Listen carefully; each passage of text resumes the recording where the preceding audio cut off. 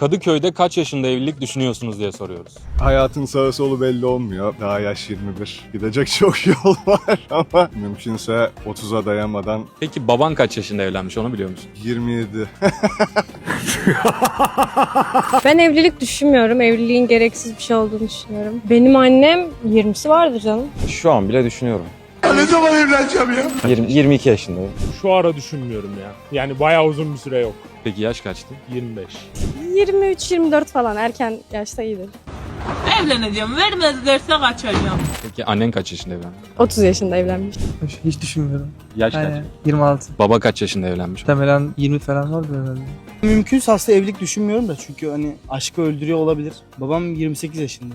27. Peki annen kaç yaşında evlenmiş onu biliyor musun? 18. Bilmiyorum ne zaman denk gelirse. Bir yaş aralığım yok. Şu an kaç yaşında? Şu an 19 yaşındayım. 19 yaşında acelemi bekliyorum. Beni beğenen gelsin.